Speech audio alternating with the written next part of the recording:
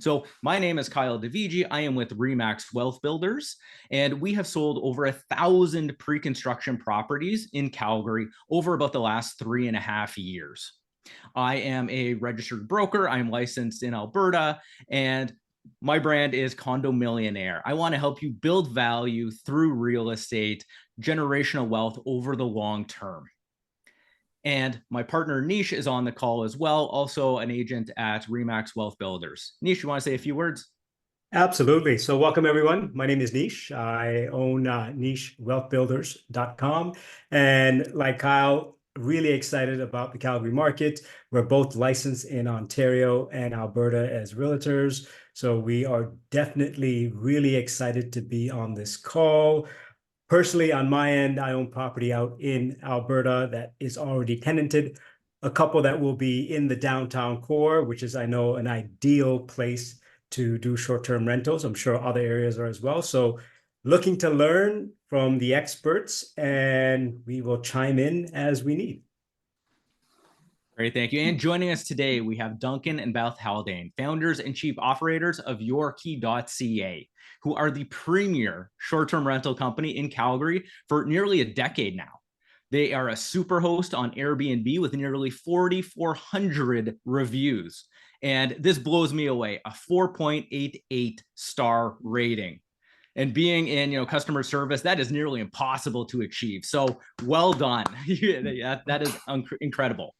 You've been featured in the Globe and Mail, and we've been working together now for about nearly 2 years. And Henley, one of my clients on the session today, actually introduced me to the amazing services that you had going. So welcome, and thank you for joining us today. Perfect. Thanks for that introduction. I don't even know if I can say any more about myself. I think you've covered it all. But my name is Duncan Haldane. I'm the CEO of Your Key Rental Management. I'm here with Beth. We have enjoyed this business for, going on a decade now, learned a tremendous amount, and frankly, just excited to share more with you today. But I'll let Beth introduce herself now. Yeah, thank you so much for including us and the warm welcome. I oversee all of our day-to-day operations at our office. So we have a team of about 25. We just opened a facility here in Calgary, so our own laundromat, we've got a few vehicles. We really have everything we need to make sure that we're here to care for all of our clients' homes. And yeah, as you guys mentioned, we've kind of grown up with the short-term rental industry, it feels like. So we've kind of been through it all, where it started, where it was like people sharing couches, and then to the level it is now, where it's extremely competitive. So it's been a fun journey, and we're excited to continue that way. Absolutely. And I have seen Airbnb and short-term rentals really mature over the last 10 years. I remember going into the first ones and you had locked cabinets because those were people's homes, sort of thing. And now, that's definitely evolved. So one of the most common questions that I get every single day is, how can I take advantage of short-term rentals to maximize my real estate portfolio? And is it the right fit for me? So I know you guys can talk more about the opportunity that Airbnb and short-term rentals can provide. Yes, no, for sure. I think we'll cover a lot of that here today. Short-term rentals are a great way to diversify and test out. There's a lot of more benefits than just the return on investment. But of course, for me, when I talk to people, as soon as you check the return on investment box, then you realize the suite of other benefits that come along with it, which we'll talk about in our presentation. It is just phenomenal. Awesome. So why don't we jump into the presentation now then, Duncan? Because I know you guys have some great material prepared. We do, and as we go through, feel free to jump and ask questions. For us, it is more about the dialogue and going where the energy goes, but we can definitely jump into our presentation. Perfect. So we can just start off with what a short-term rental is. Obviously, we've already touched on it. It's Airbnbs and Verbos, but the City of Calgary defines a short-term rental as the business of providing accommodation for anything under 30 days in a home or a portion of a home. This does differ from the government of Alberta, which deems a short-term rental as anything less than 28 days, which is just important for your taxes. Yeah, so there's a little bit varying in terms of interpretation, but generally speaking, we say anything less than a month, and that's for the city bylaw as well. And then we were just kind of hitting on this, the benefits of short-term rentals. Yeah, so when we look at this again, the return on investment is typically the first box that we look to check. And in most cases, not always, your return on your investment over a 12-month period here in Calgary, because it is cyclical, will be greater than long-term rentals. Now, that again, not in every case, but in most cases.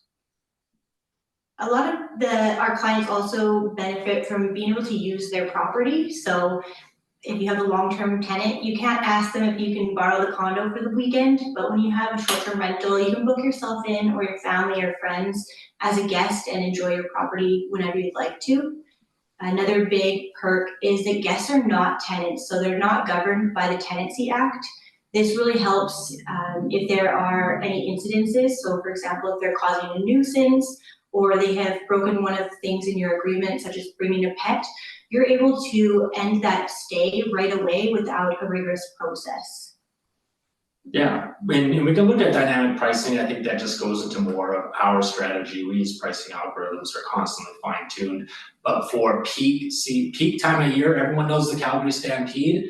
That is absolutely imperative. And when you compare that to long-term rentals, you can't toggle up the rent for the 10 days of Stampede and bring it back down. So short-term rentals really allow you to capture that premium, especially during the summer months.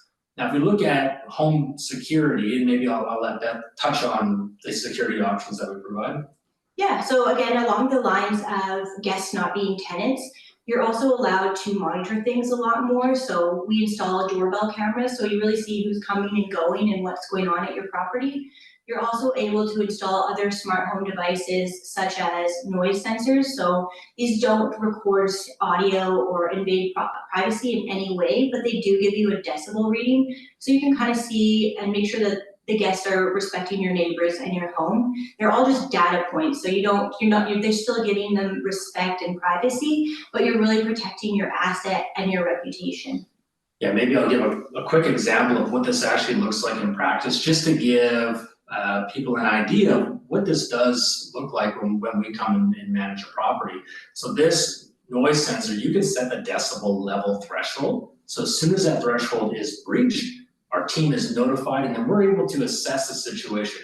Did it go, just through the threshold slightly and it's kind of, wobbling around, or did it blow right through and it's absolutely, you can tell it's loud in there, and we need to then take the necessary actions for us. This allows us to be proactive. For me, you get that data, you can assess what to do, because in condo buildings, you have a license to operate, and that can be withdrawn based on certain nuisances that would occur. And for us, we're able to then be proactive, mitigate any nuisance, and then continue to operate as we need to.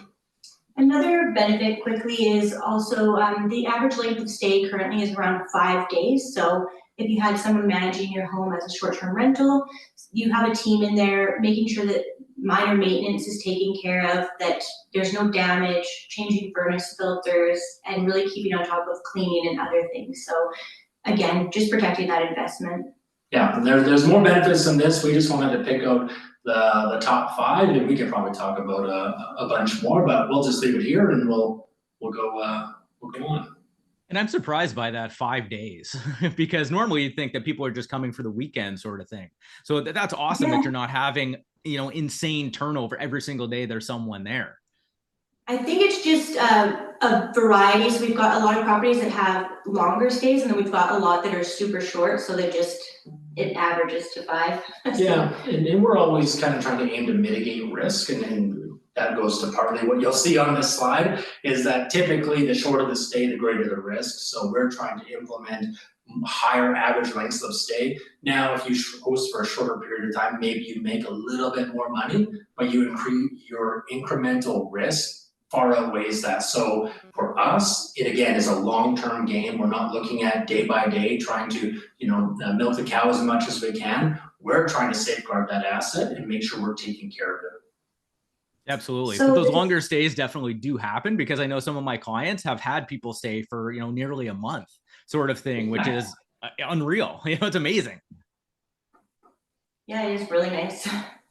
Okay, so I'm sure this is a big question that you guys get. I know that Duncan gets it all the time. What is the best short-term rental property? We don't think there's any one best property, but there are a ton of factors that you can consider. Of course, the first being the total investment, so the purchase price, your upkeep, condo fees, furnishing, ongoing management, all of those factors against your cash flow.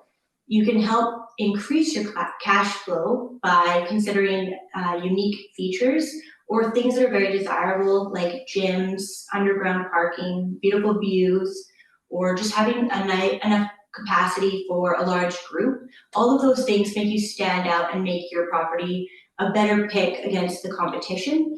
And like Duncan, go ahead, actually. Yeah, so, and then just the risk factor. Every property will have their own risk factor. Obviously condos, we primarily look at the rules and the strength of what their policy is versus homes. Obviously a higher risk that people target homes because they provide more privacy and could potentially result in a party, which again, we haven't seen in a long time, knock on wood, because I think the market is shifting away from targeting Airbnbs as a place of opportunity, and it still happens, but really moving in towards that true accommodation option. And as Beth said, in terms of the unique features, they don't have to be one of ones. You don't have to have one feature that no one else has.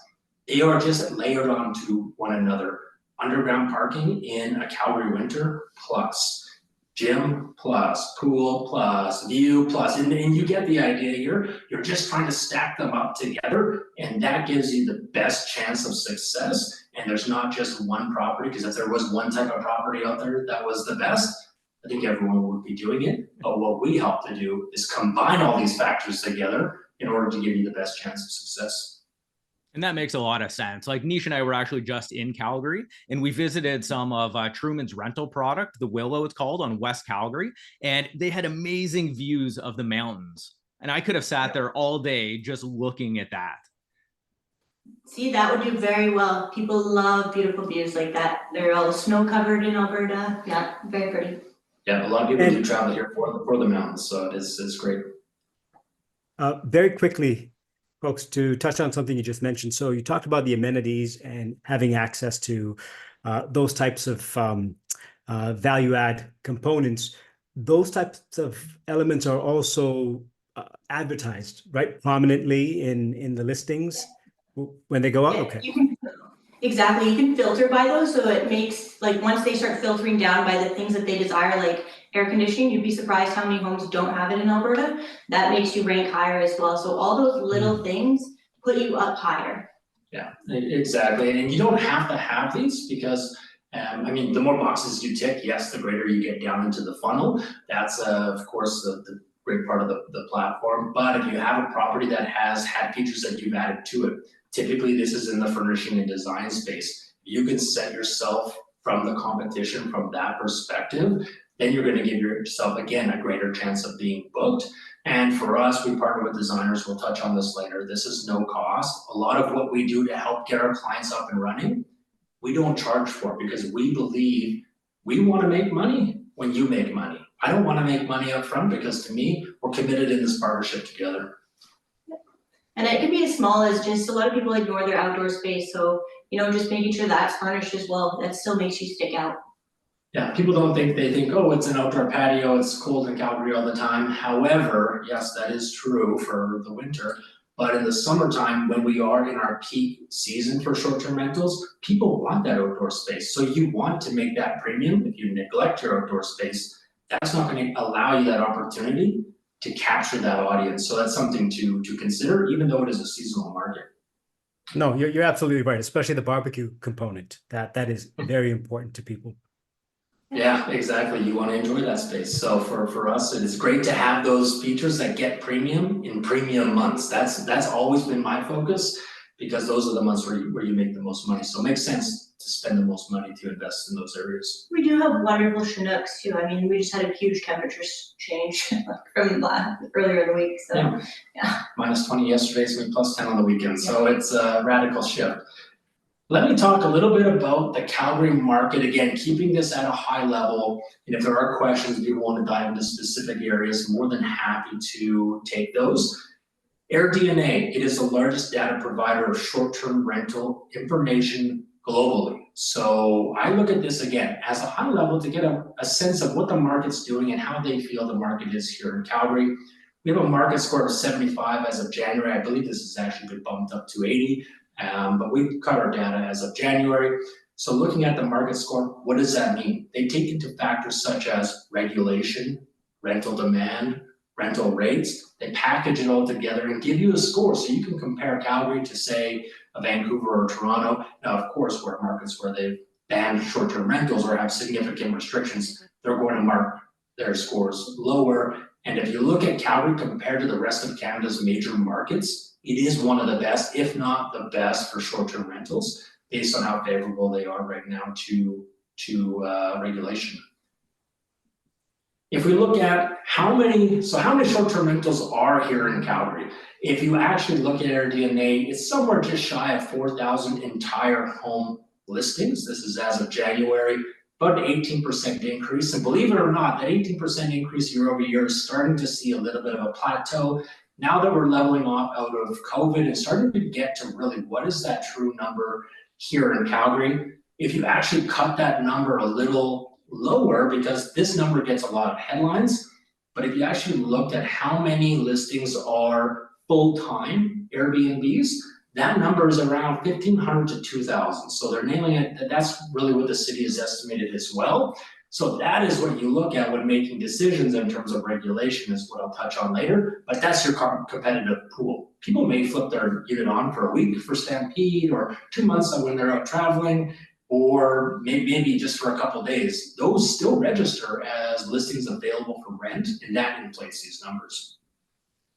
Competitiveness, as we talked about a little bit before, and you saw the locked cabinet, or you're sharing a closet with the owner, those days are really behind us, and the pendulum has shifted from heads in beds or a place to sleep to a place where people want to live and have experiences. Maybe it's something different than what they're used to in their normal day-to-day. Maybe they're here on vacation. Again, the competitiveness, the overall services that people expect are more comparable, I would say, to a hotel. And that's the same that they expect from us as a management company, is they expect that you'll respond to an inquiry within seconds, and then if they need to, they expect you at that property. And that's where we come in to be able to provide that high quality service. And what would you say the average stay is, Peter? Like, are they people coming for vacation? Is it for work? What do you think, Duncan? Can you break that down at all? Yeah, so I will say that there is a steady demographic or demographics that travel all year round. The business travelers, maybe the person that is staying for an insurance event or relocation. There's a lot of those, or just, ad hoc, vacations that people take during the year. There's a lot of that travel that is pretty steady, but I will say what creates that massive spike that we do see is the influx of tourists into Calgary, and based on the tourism data that we're seeing, that's only increasing. Stampede is surprisingly becoming only more popular. So for us, when tourists come to town, when the weather's warm and people are moving around, that is when you see the big spike. But then you go down to your steady demographic. Now that steady demographic is becoming even more popular with more businesses opening up here in Calgary and calling this headquarters. More people looking for those temporary accommodations. The movie and film industry it quieted down due to their strike, but now it's starting to blow up again. When The Last of Us was here, they took a bunch of our units off of our hands, and they're paying top dollar. So we evaluate every single opportunity as they come in. If it's better for our clients, we'll pursue that. It doesn't have to be, it has to be a week or less, or we want to make sure that our clients are taken care of, and we take those opportunities and present them to them. Fantastic. One quick follow-up question to that. What do you think the likelihood of businesses, like you mentioned the movie industry, but other businesses, especially those that are growing right now in Calgary, it seemed like anyways, that they're doing a lot of in-person events for people that are coming in from out of town. Are you seeing any of those businesses reach out to you to secure these units versus maybe them traditionally going to the hotel sector simply because they want better accommodations for their team members when they're in town? Yeah, this is starting to happen. We're starting to see this a little bit more as I believe, say, larger companies are becoming more welcoming of short-term rentals and maybe their expense policy doesn't allow it. We're starting to see more companies open that up, and we do have companies that come to us and maybe it's not for events, but maybe it's housing their workers. Hey, we have 4 workers, we're gonna put them up in your 4-bedroom Airbnb versus getting 4 hotel rooms. So there's an opportunity there that we're looking to tap into, but it does vary for sure. It's encouraging the way the city is growing and the business is growing. It is a very lucrative market, I think, worthwhile for everyone to kind of put a bit of energy into. And Duncan, Yeah. one of the questions that we're getting a lot in the Q&A is, what do the seasons look like? What are the hot seasons, the cold seasons? Is there huge variability? Can you touch on that a little bit for us? Yeah, so it is a seasonal market here in Calgary, and let me start in January. January after Christmas, obviously, I say that is probably the slowest time. It incrementally gets better in February. It gets a little bit better in March. So you're starting to see from maybe January to March, maybe a 10 or 15% delta. But then you really start to see the increase once you hit May long weekend. That to me is really kind of the beginning of when people start to travel. They're hoping it's not snowing, sometimes it is, but a lot of people are starting to travel and make their travel plans around that May long weekend. And then from there, as temperatures increase, you only see your rental rates increase. That's why I always say the warmer the weather, the warmer the rates.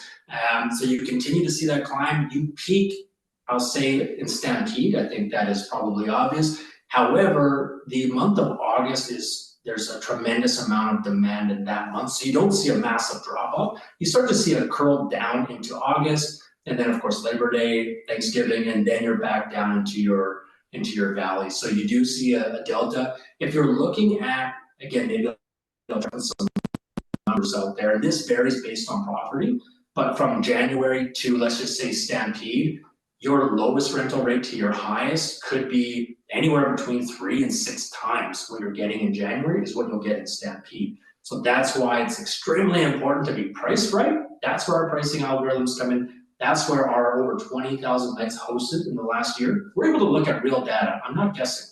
I know what properties they're renting for, so then we can make sure we're optimizing our properties accordingly. We also get a marketing rep at each of the large platforms that we use because of our number of listings as well. So they give us direct data, including insights into our competition and how to outprice them and get bookings before them. Yeah, so people wonder, like, how do you get ranked so high on Airbnb? Well, it's a lot of it, our knowledge in growing that, but like Beth said, we have a dedicated Airbnb rep, and that person meets with us on a monthly basis, tells us what we need to do, and that is something that I will say is very rare in terms of what management companies see in terms of service from these big platforms. Yeah, and so like Duncan said, with the seasonality, that's where we see with the high prices, we price out all of the people who would like to, stay with us for other reasons that keep us afloat during all the winter months. So the insurance events, business travel, all of those people get priced out of the market by all the tourists. So all summer it's just tourism, and then it's everyone else that keeps us going for the rest of the month. Yeah, so, awesome, really good insight. Go ahead. No. So you mentioned, your size and the amount of business that you do. You have some competitive advantages over some of your competitors, especially from the information and data gathering standpoint. One of the questions that we had from our panel, or sorry, from our attendants, were really what sets you apart? I know you briefly touched on it, but maybe providing a few more high-level components of what really sets you apart from the other competitors out there that you're working against. We've got a lot of that coming in the next slide. Yeah, we can touch on it maybe right now, but perfect. Yeah, we don't like to talk, we don't like to talk about us too much. I think that's just who we are as people. We have a slide later, but we can touch on maybe the one big thing that I think separates us apart from everyone else, not just our experience in the data and our ability to manage the day-to-day, but we are focused in Calgary. We've established the only short-term rental facility in Calgary, and if people are in Calgary, you can come and check it out. What you'll see in that facility is, like Beth said, we built a laundromat, industrial washers and dryers, brand new, in our facility. And what we're trying to do with this facility is reduce our overall costs for our clients and be able to make sure that we are remaining as competitive as possible, because the lower your expenses, specifically around cleaning, the more money your clients are going to make. So for us, that's our strategic focus, and everyone that works for us is our employee. So from the cleaners to our people who do our customer service, everyone is a your key employee. We don't subcontract these out. We don't outsource to virtual assistants all over the world just to save some money. We believe in Calgary. We are only dedicated to this market. So you won't see us looking to target somewhere in the United States or somewhere in Mexico. We are here. We live here, and that's what makes us special. That's fantastic. Thanks for sharing. Yeah, appreciate that. And Duncan, there's huge misconception about if short-term rentals are allowed. We see jurisdictions like Ontario and BC that have significantly restricted it. So maybe let's go to the next side and talk about what the city of Calgary and Alberta does in general. Perfect. So prior to January 1st, 2024, they made some changes. Prior to that, I described it as a pay for play. You pay the city the $100 business license, very little checks and balances, and you got to play. So you got to list your unit as much as you want as a short-term rental, as long as you paid that licensing fee. Now that didn't seem like it was meeting the right intent of what the market actually needs to be sustainable. And what we're seeing right now from regulation is, I'm actually very happy to see this higher quality of standards. We're not getting the fly-by-night people. We're not getting the illegal people hosting in different buildings that they're not supposed to, because that condo board now needs to provide a letter of authorization. So the city needs to see that to get you your license. They need to see that you have insurance. They need to see you have proof to rent that property out as a short-term rental, because a lot of people would go out there and try Airbnb arbitrage. I'm going to rent the property from an unsuspecting landlord, and I'm going to go use it as a short-term rental without their consent. They're taking those actors out of the market, which I think is a very positive thing. And then, of course, more fire regulation and more, there's an emergency exit plan, fire plan. These are just very fundamental things that I believe we can build from, and to me is a positive indication. Yeah, proper insurance, all of these things is getting rid of illegal basement suites, providing a higher standard so that we'll actually attract more people to the market, like guests, for example, because they can feel safe and know that you're running it professionally. Yeah, sustainability is big. So we don't want the market to rise fast and crash. Right now, it seems like it rose fast. Now we're coming down, and we're trying to find where that right balance is. And I'll talk more about what the future looks like on the next slide, although I can't tell the future, but I do have some information. But one other fact that I like to raise, and I get this question all the time, and I'm sure you guys do as well, is I don't see short-term rentals being restricted in my bylaws. Doesn't say anything about them. I'm allowed to then short-term rent. Well, that's not actually the case. What happens is short-term rentals are legally considered commercial operations. Now, of course, this is up for debate, depending what lawyer you talk to. But in most recent court rulings, it's considered a commercial operation. If you look into the bylaws, it'll probably say something that you can't use your property your condo as a home business. You can't run a business out of your property, and they're considering this more like a commercial operation. So that clause is almost in every set of bylaws that I've ever read. That's why condo boards are so important, because then they hold all the cards. Unless they write short-term rentals into the bylaws, which often they don't, they create a standalone policy that always has a line saying this can be revoked at basically any time. So that's where the risk comes in. But we look for buildings that have a very strong condo board that is pro short-term rental, and we recommend those to our clients. And I think that's something that's key for people to understand is any condo ownership, short-term rentals can be restricted really at any time in the bylaws, or allowed in the bylaws as well. It's up to the board of directors to decide what's going in there ultimately. Yes. The good thing is the board of directors is also responsible for answering to the corporation, right? And the corporation is made up of the owners, so the owners have a right. And if you're looking at investment properties, you don't want to handicap yourself in the amount of money that you can make. So to your point, everyone here, you are looking for buildings that are going to have, or a corporation that is going to be positively looking at the return that their investors can have on their investment. Yeah, and then what the sweet spot is, it allows short-term rentals, but you know, based on market comparable rents, that if it did, for whatever reason, they change their bylaws on a whim, then you know, hey, I know that this property can earn X amount of dollars as a long-term rental. It hedges your risk, so you're not completely up a creek without a paddle. You have an opportunity to then still make a positive investment decision without maybe making as much cash as you were. So again, there's a lot of factors that go into this, and we want to make sure that whatever decision people make, that they have a little bit of a fallback plan. And that's also one of the huge values that you guys bring, you know, Duncan and Beth, that you know the buildings where they are short-term rental friendly too. So you can help guide clients towards those. Yeah, we can send those out afterwards as well. You can take a look at them. We know the bigger ones. There's always these, you know, smaller, you know, 10, 20 unit buildings. You know, they crop up every once in a while. However, when we do look at, say, the downtown core, we do have a very good handle on in terms of what buildings allow and kind of what their condo board is looking like.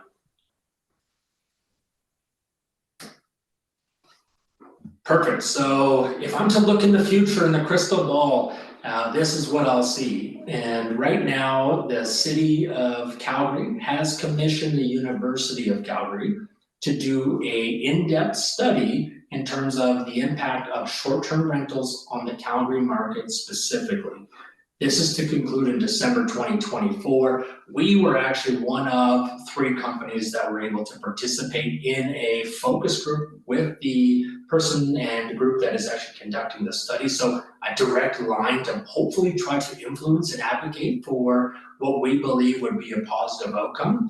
We're able to talk about not only the positive impacts from an economic perspective, but there are some risks. And I think that with the right regulation, you can mitigate some of that downside and still be able to flourish.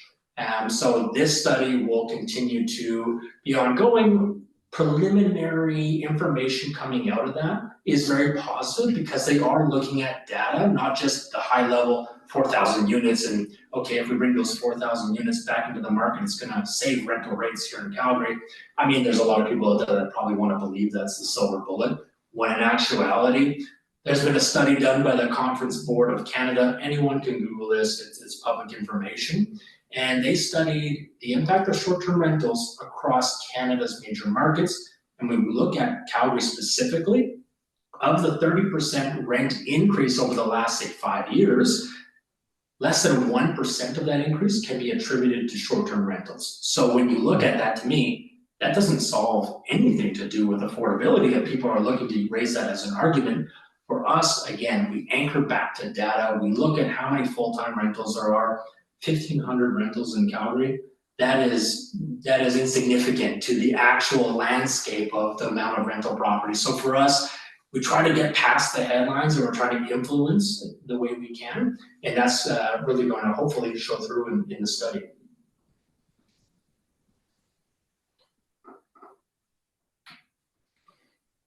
Another headline that we, again, myth busting these things, right? You see these big headlines that catch people's attention and people, hey, they see the headline, they scroll to the next article.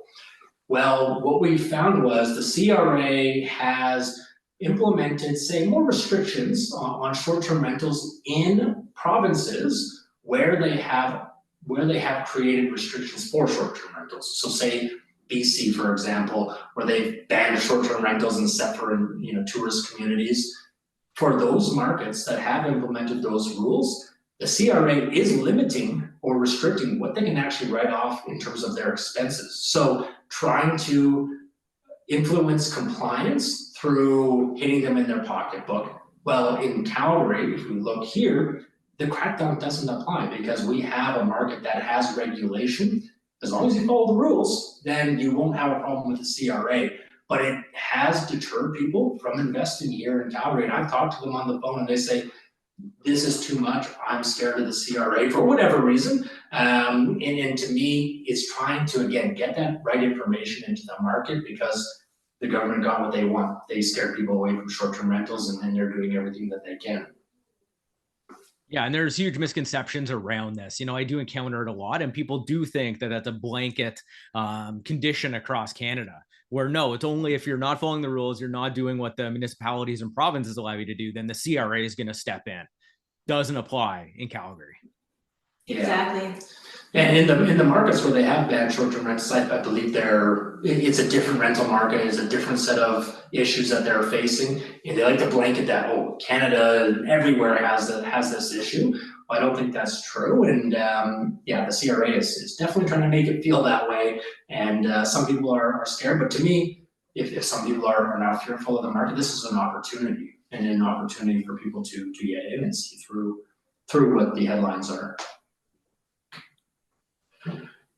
Won't spend too much time on this slide, but really for us, what we want to talk about here as well is what does this process look like? We understand there's an opportunity for short-term rentals. We understand there's potentially higher rate of return on investment and there's other benefits. Well, for us, what I want to cover now is looking at the opportunity from a process perspective. What does this look like in fundamental if I was to buy a property tomorrow? What does this process look like? And how we can help you. Exactly. So again, these are I keep it at a high level, but at the end of the day, we're looking to win-win.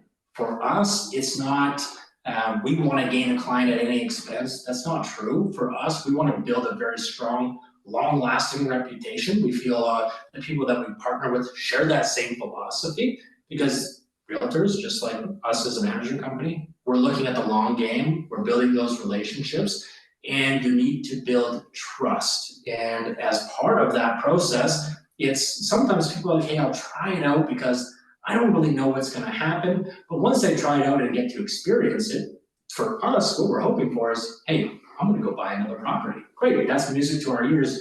And that is more important to us than, say, the short term, what you can make in a few months. And from a process perspective, what this would look like if you're working with Kyle or Nish, they would identify, hey, we found this building, potential opportunity. Maybe the client says, I want to get involved in short-term rentals. Then we get brought into the conversation. We can help guide that compass based on our experience here in the Calgary market. We can help focus what that search looks like based on that individual. Then we go into sourcing, again, looking at different potential properties, and then assessing where the opportunities might be. The most important piece to this puzzle that I've found typically is people want to understand, what do the dollars and cents really mean for them? That's where the financial projection comes in. I'll touch on it in more detail on the next slide, because I believe so fundamentally in this is that what we can create gives you a realistic idea of what you could potentially earn. You can ignore when people out there say, I'm getting rich off short-term rentals overnight and it just seems like I said it and I don't have to do any work. Well, you can believe that, but in actuality, there's a tremendous amount of work to do this at a high level, day in and day out. And I think if that financial hurdle is cleared first, then we can continue to go on to the next benefits. The sale process would occur, and once the conditions are lifted, that's a trigger point for us to then begin the property setup process. Now, what I want to say in here is that we're taking a lot of this burden away from people. So I would say over half of the people that I have met as clients never have actually met them in person. And we have set their properties up here in Calgary successfully and ran them for many years. That starts with that initial conversation, but moving through to the design process. What does that look like from procurement of furnishings and then shipping those furnishings? Hence, we have a facility. We can have everything shipped here, cataloged, stored, wait for that closing or possession date, and then the day after, we get them all moved to the facility, get them moved to the property, get everything assembled, staged, photographed, video, and then we're off and running. But in this process, you don't see that there is really as much client involvement. They can be as involved as they want. A lot of people do want to be involved in the furnishing and design because you own those furnishings, and we are very much partnered through that process. We provide advice. We don't necessarily say, you shall do this and you shall do that. If not, we're not working together. No, we very much understand it's your property and we're here to provide that advice and expertise. But as you can see through this entire process, we take a lot of that work on and we don't charge. There's no management fee for this. We don't say, it's a $2,000 or $3,000 setup cost, and that's going right into our pocket. We spend a tremendous amount of time. Time is money. And for us, we're hoping that this is then a long-term relationship, and that's where we see the value as a management company. Yes, we value the relationship with the realtor, of course, which is why we start with offering services there where we can be a partner and offer all of the data and information that we have to assist your client in the hopes of them becoming our client. And then equally want to offer them value where we offer the free design plans. All of the sourcing and procurement of the furnishings is all free of charge as well, same with the storing of it. And then it's just low cost for the move and assembly. What people need to understand as well is this isn't necessarily just for existing properties. We can do this with pre-construction properties as well. And there have been opportunities like Truman Homes even has advertised specifically some of their buildings are short-term rental friendly. So we can position it, we can get, clients ready, buy a pre-construction property, and then at closing, you guys can take the keys and run with it. Exactly. Yeah. So Truman is a great example. I'm glad you brought that up. There's a lot of very exciting opportunities that I'm sure you've shared with your clients, but that's exciting for us. Those are things that we're looking at also, advertising to not just ourselves, but our clients that are looking for properties as well. But you can notice these dots. Yeah, but there's dots on a page, but again, there can be a year or 2 years between some of these dots. That's not a problem. We still provide that same support. Whether it is the financial projection, look at a unit, forecast what you think it's going to make, then you can make your decision, and then there's a time lapse. That's completely fine with us. We're not charging a fee. We're just hoping that at the end of it, that it then results in a property for us to manage, and if it doesn't, hopefully a very positive relationship. Yep. And moving on to the operations, we of course set up all of the photos and videos and all of the marketing and listings free of charge as well. So all of those smart home technologies, smart locks, cameras, noise sensors, all those are also provided by us with no charge. Yeah, we lower the barrier to entry as best as we can, taking a lot of the burden on ourselves, which increases our own risk as a company. But we felt that this has been a great approach and allowed us to build some great relationships. Fantastic. I think what's really important and what resonates really well in this workshop so far, webinar, is that the majority of our investors want to be hands-off.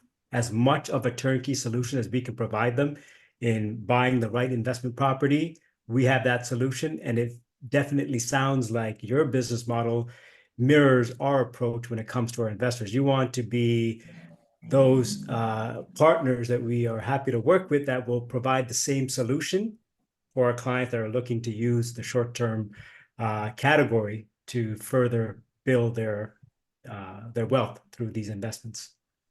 Yeah, our whole business is focused around trying to make sure that we take the burden off of other people so we can preserve that relationship so that it can continue to flourish, and they focus on buying more properties to hand over to us.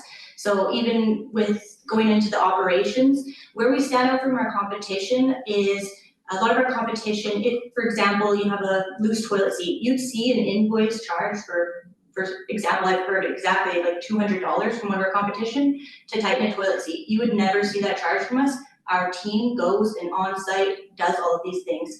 Your heat goes out, we dispatch people immediately to bring over heaters if we can't get that figured out right away. Like, we make sure that there is very small burden to our clients and try to reduce all costs, and that is included in just some of the things that we provide in our management fee, but we'll touch on that more a little bit later. Yeah, so I think for us, we're although I don't want to fall into you're a property manager and then there's this negative stigma around it. I feel like what's made us special is that we do things different. That Beth has said, I don't charge you $100 to change a light bulb. They burn out all the time. You pay for the light bulb, I pay for the labor to go get the light bulb, bring it to the property, install the light bulb. Of course, we take on that cost as well. But again, what our approach is, we're trying to keep the numbers as consistent and understandable as possible. We don't want you to have an invoice at the end of the month where you look at it and wonder, what the heck happened? Why do I got all these additional charges? That's absolutely not what you'll expect from us. And we can dive in, and again, as people want to discuss the management fee and what we offer, Beth has touched on some of the benefits. we're happy to do that later. We're happy to do it in a separate call. You can always reach out to us as well. We'll have our contact information here at the end. And again, we're happy to share that information with our clients. But Nish, to go back to what you said, for us, it's a spectrum. People can be as involved or not at all. For us, we can say, here's the estimated cost to get it set up. They can say, great, cut the check, you guys get it set up, send me the receipts, and then we're off to the races. That could be an option as well. Typically, we like to be, have that engagement, so they're a little bit more involved. They know what it's going to look and feel, and they can ask questions. But again, we can take the entire burden away from people, have limited communication, and I always say, you do what you do well, and let me do what I do well, and then we're all happy at the end. Aces in their places. Yeah, exactly. Yeah, what we find is typically, if you have one property, you may want to be more hands-on, but as issues pile up or your time requirements start adding up, you can't scale and still continue to do the same things that you could do with just one property, because that will become a full-time job for you. So to have a solution where you can be as involved or not as involved as you want to be is ideal. Yeah, that's where our operation comes in, our 25 employees. Things happen out of the blue. You can have the best set plan, something can happen. We're here, we respond, we're all local, so I think that's a huge benefit. Exactly. Kyle, did you want to jump into some of the questions that we have piled up here? No, let's do them at the end. I think we're almost done. Okay. Okay, cool. Yeah, so I've touched on the financial projection. This is just, again, an example of what one would look like. Now, these are tailored specifically to the property, to the floor plan, to how many people can sleep. These are very tailored projections. I create them bespoke every single time. And what I want to do is make sure that we are putting on numbers that I believe are achievable. Not, I think you could do this. I think you could really achieve this, but that's more aspirational. I say these are numbers you realistically can do, and if we overachieve them, great. But I want you to be able to make a sound financial decision, and this is based on the over 20,000 nights. That's just in the past 12 months. Of course, data continues to flow, markets continue to have different trends. But for us, we actually can look at this information and know, what does a 2-bedroom make in this building? Because we have 3 of them. Great, you can actually understand what that data really means versus, I went on Airbnb, this one says 200, this one says 100, that one says 500. Okay, I'm gonna guess it's somewhere in the middle. There's no guessing really with us. For us, this is a very customized approach. We want to be as transparent as possible. That's why this will show every single month, not just the good months, not just the bad months. We do average it out, but it also breaks down all the different costs that would go into that. So again, owners understand, what are the line items that are going to be hitting my pocketbook. And one of the common questions that we're getting is it better to do a 1-bedroom, a 2-bedroom, a 3-bedroom? I would say it's very, very situational. And that's where, reach out to Duncan and Beth. You can talk more about your investment objectives and what the best fit would be for you. And they have the data too. Yeah, and the data for it. Yeah, we can talk about different areas and different areas that would be good for certain types of properties. Again, it does vary on the situation, but for us, we're more than happy to share that information with people. Obviously, 1-bedroom condos different than 2-bedroom condos. If you're looking at a 2-bedroom townhouse, that differs than a 3-bedroom townhouse. What I will say is that because we do target a lot of that tourist travel, is that people don't necessarily know, tourists don't necessarily know that Kensington is a very popular neighborhood. It's very walkable. There's lots of restaurants and shops. They know the Calgary Stampede. They might know the Flames. They know 17th Avenue probably. So we have to put ourselves in that type of mindset and not think, oh, Martin Loop's a great area to, raise a family. Well, if I'm a tourist, I probably don't care about that or know about that. So we have to put ourselves in that mindset, because different neighborhoods will put different premiums on different properties. And that might not necessarily make sense from a short-term rental perspective, but it might make sense from a long-term rental perspective. Cool, I'll flip to this next slide. We touched about this a little bit already, but a little bit about what makes us different. If you go on Airbnb.co right now, type in Calgary, you'll see we're the highest rated management company in Calgary. We're the largest management company. To me, I don't like to hang our hat on, oh, we're the biggest company that makes us the best. No, for us, we've invested in Calgary. We have the only short-term rental facility. People who, other management companies will manage your property, they'll use your on-site washer and dryer. They'll do 4 or 5 loads in a 4-hour period. A very short wash, so the sanitation's not there either. There's your utilities, there's your electricity. These are incremental costs that, yeah, it may not sound like a lot, but when your washer and dryer breaks down, that $1,500, $2,000 it takes to replace it, yeah, that does add up and then hits you. For us, we take that. We have our own machines. These are maintained. Very high quality cleans, by the way. I've learned so much about the water flows and chemicals and all different things.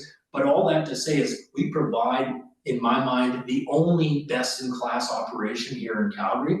Other companies are still struggling to figure out what does that look like, and maybe they don't have the means to invest. We're investing here in Calgary. That goes with our employees. Our strategic decision is we're locally owned, we're operated here. Everyone's a Yorkie employee, and they all live here in Calgary. So you're gonna talk to someone. They're sitting right out the door right now, and answering guest messages, coordinating what that day looks like, and making sure that we are providing that consistent operation every single day. Because what I like to say, whether my team likes it or not, is you're only as good as the previous day. You can't hang your hat again on, we did so great yesterday, today we didn't do so good. No, you have to be consistent, and that's every single day. And that's part of what makes us special. And by having employees, we have a lot more control over that process. Now we look at, again, Marriott, a very big hotel company in the world. They started their own arm, Marriott International Homes and Villas. They approached us in 2021 and said, Duncan and Beth, you guys have a great operation. We want to make you an anchor partner, the first one here in Alberta. What do you think? I thought, wow, is this real? Am I getting, is this a trick? We actually jumped through the 6 months of hoops that it took to actually become certified, their brand training, all the other trainings that you need to do. And now we're one of the only people listed on Marriott Homes and Villas here in Alberta. Very high quality of guest traveler, as you can imagine, someone collecting Bonvoy points. They're not there to trash your property because they don't want to have any negative impact to their reputation. And that's a little bit about what makes us special. I think you guys did ask what sets us apart from our competition, and I think maybe just talking a bit more about what's included in our management fee is important. So our management fee is 25%, which is very common across the board. What you don't see is the inclusions that we have. So of course we touched on the design plan and all of those things, but on the day-to-day management, our clients don't ever pay for any linen, so guest stain, steel, linens, towels, sheets, all the time. Our clients don't pay for those replacements, we do.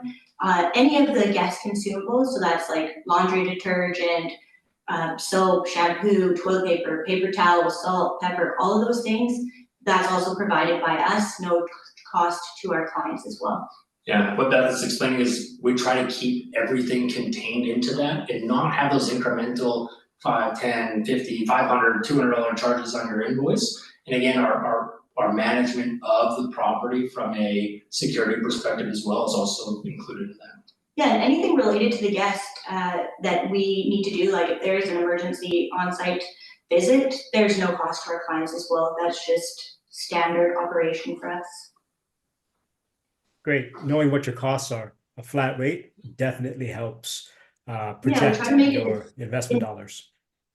Yeah, it also helps with the relationship, believe it or not. We've learned as we went through, and when you have those unpredictable costs, I feel like it deteriorates that relationship slowly over time. And for this, it allows you to say, we know what we're spending, we can manage that, and the client knows I know what I'm paying in terms of the management fee. Yeah, that's all we had for our presentation. I shouldn't say all we had. I think we've been doing a lot of talking here, but here's our contact information. If people do want to reach out anytime, you can add for this or follow us on social media to see what we're up to. There's always new properties coming out. But that's how you get a hold of us. If you email, I can respond with my personal number as well, and we can chat further. And just before we jump into the questions, for any of those that need to leave because you're on your lunch break, this is being recorded, so you will get a full copy with all the Q&As as well. So Don't worry about it if you have to leave, but we will definitely want to take up some of the, well, pretty much all of the questions, and we'll get the answers from the professionals. Awesome. So let's jump into the questions then. So Patrick is asking, is it better to lease your pre-construction or do Airbnb? And I would say it is very situational. Some people prefer to do long-term rentals. Some want to maximize their profits and do Airbnb. So if you want to walk through that scenario, give me a call or niche, and we can discuss, what makes the most sense for you and your property. Yeah, that's where the financial projection comes in, that we help provide you, and you guys can manage that, and yeah. Exactly. Annabelle is asking, so do Airbnb still make money with those high condo fees? Yeah, I think condo fees it is an expense to consider, and that's what Beth was mentioning in terms of knowing that full investment cost. And I can say, yes, they do, because we do have a lot of condos, even more people purchasing condos. So again, looking at what you get for those is also important. Not every building makes sense. There's some that are right out of whack, but there are still some buildings that are pretty reasonable that we like to target. For sure. And I mean, even with a home, you have to consider utilities. So there's always costs everywhere. We also have tourism levy, which is 4%. So that's another cost you have to consider, which again, the projections help because it doesn't always make sense to do a short-term rental. Awesome. Mohammed is asking, is it advisable to list a 4-bedroom home as one single property or as 4 single rooms to rent? Yeah, so what we look at is, and then the numbers have told us that renting it as one main property is far more advantageous than managing 4, say, doors within that property. Especially when you look at the prime season, let's say summertime, when people are traveling in groups. Maybe families are traveling together, maybe it's one big family, maybe it's friends that just want their own bed. They're gonna pay that premium to stay in that place and have access to that for just themselves, especially after COVID. People have been slowly getting back into, hey, I'm comfortable with other people in my space, but I would say that private room rentals really took a nosedive and haven't really recovered since COVID. I think you spend a lot of your time mediating things between those residents as well. So that would be something to consider. Yeah, absolutely. I couldn't imagine managing 4 doors, and they're sharing everything. That's a nightmare for me. Yeah. Especially when you don't know each other. Or even if you do know each other, it's not ideal. A lot of people, for the shared spaces, they don't actually read it correctly. It doesn't matter how many places you put it. So you'd probably deal with that too. People showing up and being annoyed that there's people in the room they thought was theirs. So, yeah. I guarantee that'll happen. So Carolyn's asking, how about midterm rentals? So rentals over 30 days. Do you guys have any comments about that? We have quite a few, and they're honestly amazing. Yeah. Yeah, so different buildings that might have, say, changed their short-term rental policy and say, now we're not allowing it. We've actually had clients that have pivoted to a midterm rental type format, 30 days, 60 days, 90 days, and they're very happy because they still get some of the benefits. If they want to use the property between people, there's some benefits there as well. Also, typically, the rental rates are higher than when you compare with long-term rental as well. Now, you don't get that significant margin because people who are staying for longer understand that they're not there for 3 days and paying $500 a night. They're looking for a longer, more economical rental option. So it is something that we look to do, especially in the slow season. So as we start to see the premium rental rates go down, we will now entertain a lot more midterm rental options to help hedge through that slow season. Yeah, and I think there is a bigger risk. So there's condos where they only allow stays of 30 or more days. So if that's dictated, then you do have a higher risk that if you have a gap for 2 weeks, like you're not able to make up that 2 weeks of revenue. So. And do you guys do the midterm rentals then for clients as well? Yeah, we do. Yeah. Fantastic. This is a situation that one of my clients actually dealt with here in Toronto. What happens if the condo board, decides that they're going to stop short-term rentals? How does that impact the business? Is there a grace period? What has your experience been like? Yeah. This has happened to us a few times. And one of the buildings actually that we manage in just did this last week where they were favorable to short-term rentals. and they have just changed their mind. So they have given a grace period until the end of December, and then it will shift to 30 plus days. And typically our clients just then shift to midterms and continue to stay with us. Yeah, and what we've found is that it varies in terms of how they are enforcing their rules. We saw another one, I believe it was just over a year and a half ago, change their rules, and some of our clients said, I don't care, they can fine me as much as they want, I'm gonna keep doing it until I sell my property. Or some clients were scared and went right to midterm rentals right away. So it does vary. It does, again, the condo board is going to be quite specific, but if you did say have reservations that were in the future, you don't get penalized for having to cancel those because you can prove that to Airbnb or the other sites that, hey, I don't have access to this, legally I can't do it, so they'll cancel those free of charge. And sometimes you'll get wind of things and you can sell first. So. The other question is in regards to, I think, something you already covered. You're focusing on Calgary. You're not really operating in other larger markets outside of Calgary. And I know that many want to get in contact with you, so we will definitely share your contact information as part of the wrap up, but we'll also send that in our follow-up email to everyone. So we will skip that question because I think we somewhat covered that. A question from Patrick. Oh, okay, I guess it's connected. Do you plan on expanding to other provinces, or are you going to stick to Calgary in the near future? Yeah, so I would say that right now we operate within an hour radius. That's what I like to say, an hour around Calgary, because to me that's not very far to Toronto. That's a common commute, right? So for us, about an hour radius allows us to capture, some of the surrounding areas, some positive markets as well. Right now, we are strictly focused on Calgary. I want to understand the scalability of this business as we continue to scale, make sure that we have a model that can be replicated, and potentially, yeah, maybe in the future down the line, there is a Yorkie somewhere else. Haven't entertained that as a thought right now because we are just focused on making sure that this is a best-in-class operation and that we do this the best and have maybe some positive influence over a market like this that we can then showcase to maybe other markets saying, oh, we're thinking about these rules. Well, hey, we're experts in this. So trying to leverage that expertise where we can. Yeah, we really care about the quality that we provide to our clients and to our guests. So it just doesn't feel as easy in a different market where we can't oversee it as well. You also can't offer the same services.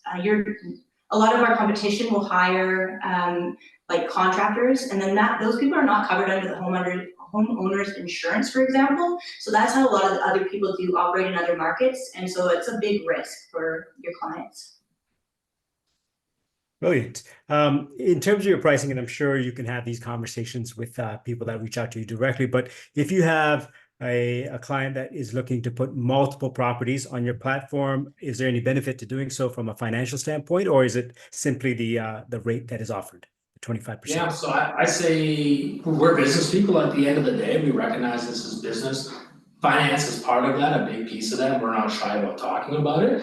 I say it's a case-by-case situation. You provide me value and I'll do as much as I can in return. Again, it's a relationship. For me, if people are just trying to nickel and dime you for the fact that they want to pay less, I don't believe in that as a business practice. I think it's a two-way street. It always will be. But again, it very much is dependent on the situation, and we can definitely, have that conversation.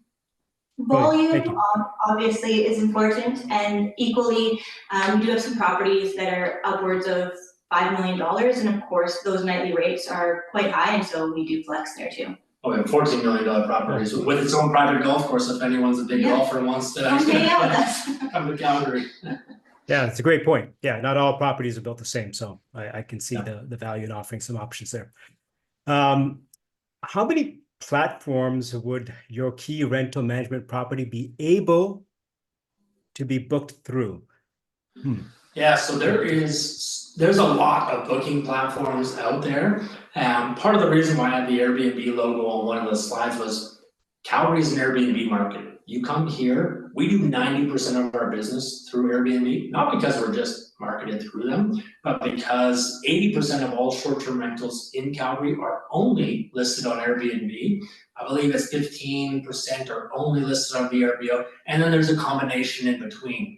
So Calgary, very much, if you're looking to have the most successful business, you put your most effort where it matters. That's Airbnb. Next is VRBO, and then we have Marriott because they do offer a better caliber of guests. Now you could probably manage on several other sites. However, there are significant drawbacks because they aren't necessarily short-term rental specific. They could be sites like booking.com where they're predominantly hotels. They don't provide a lot of protection for homeowners if something did go catastrophically wrong. So for us, we primarily focus on these 3 platforms. Now, if someone had a desire to be hosted on another platform for whatever reason, again, we can have that conversation for sure. I don't close the door on that. But from a success perspective, I put time where I see the greatest return. And let's say you're not getting the expected level of traffic using the current system you have in place. Do you revisit the process and the placements and try to reevaluate if there's a better method to maybe increase traffic on a particular rental that isn't getting the type of traction that you'd like to see?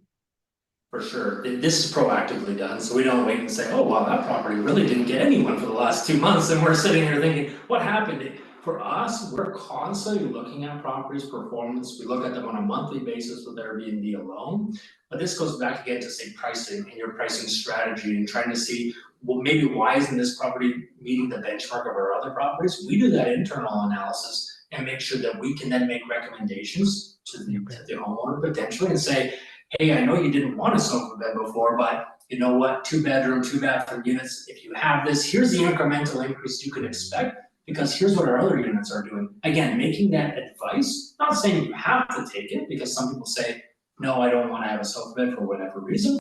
Again, that's a personal choice point, but for us, we provide advice, and then ideally, this is, again, for us, it's an ongoing basis. It's not just a set it and forget it. Yeah, that's great. And we are evaluating them, so we'll go and take new photos or do whatever's necessary to make our clients successful. Yeah, that's fantastic. One of the things that Kyle and I always experience with our clients is they look at us as the experts and they look for advice and the education piece. So relying on your experience and the wealth of knowledge you've amassed over the past few years, I think would be very helpful, and especially in that type of education and suggestion that you're able to provide if you're not seeing the type of activity that you'd like to see on your listing. It's great. And we provide this up front as well. So as we go through the furnishing and design, this is where we say, here's what we think would be ideal.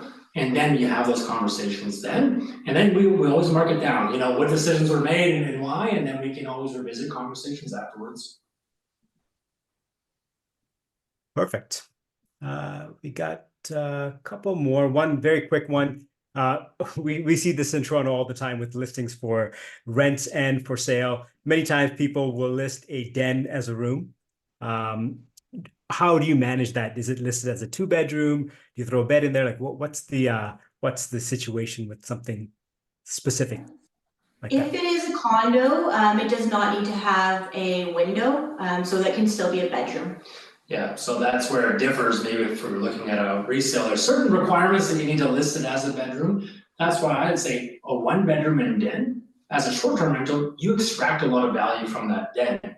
Whereas someone who buys it for personal use might, hey, oh, maybe I'll put a desk there, maybe I'll use it for whatever, you know, for maybe they don't get as much value. Whereas this is where we come in and say we can monetize that space. So you can definitely do that. Now, of course, we always anchor back to, well, competitiveness, but also guest experience. So you know if you're gonna cram someone in a room and they're probably gonna hate it, well, we probably won't advise that you do it, because negative reviews will only diminish what you can earn, and the more you get, the more your revenue potential goes down. So it's always looking ahead, and you, just because you can do it doesn't necessarily mean we always do. One of my clients has done this in Calgary already, so it can be an option. Situational. Oh, we moved doors, we put in barn doors, you know, you get creative. That's exactly what we did. Exactly. So Let's do it. You can see it on our TikTok. But that's why you have people like us who then are able to provide that advice and say, if you do this, here's what you can have. Boom, light bulbs off. Okay, now the investment makes sense, but maybe it previously didn't. Awesome. Brilliant. Well, I don't think there's any more questions. Thank you so much, Duncan and Beth, and Nish. Thank you for joining. I think we had a really good session, an amazing amount of information coming out, dispelling a lot of the myths and rumors and getting a lot of fact about short-term rentals in Calgary. So thank you so much for attending and being a part of this. We had one question pop up. I'm so sorry. It's a good one. The client wants to know where they can find properties that you've staged for short-term rentals. Where can they see examples of that? On your website, or do you have any other They can suggestions? reach out and I can send them some. Yeah, we can also send you, we have I think we can send you our company information, and it has a lot of our. We've got a furnishing list, we can share previous design plans. Yeah, we can send our Airbnb link, and again, we don't hide behind anything, we're very transparent, so we're not trying to say like, we don't manage these properties. We'll send the link, click on the link, and you can see all the properties. Now, there's some of the newer ones, you'll start to see some of our newer design as well. Keep in mind, some people come with furnished places or want to do it themselves, so they're not all our. Yeah, they're not all Yorkie designed and staged. Some people do come with whatever, and we say, we provide advice. They say, no, I love this, I like the antique look. Great, I'll roll with the antique look if that's what you really want. But yeah, we do provide, like I said, we do provide those design services free of charge as well. And we can provide our Airbnb link. Awesome. Excellent. And all of that contact information and links will be provided in the email that we're going to send out to everyone after the session, including a recording of the webinar as well. So if you have any questions, get in touch with Nish or myself, or for the Airbnbs, Duncan and Beth's information will be included there as well. Thank you guys so much. This was fun. It was a pleasure. Again, our doors are open, our phones are open, so feel free to reach out anytime. Awesome. Yeah, very Thank you informative. so Thank much. you so much. Very useful All right. information. All right. Have a great Bye, day. guys. Thanks, you too. Take care. You both as well. Take care. Bye, everyone.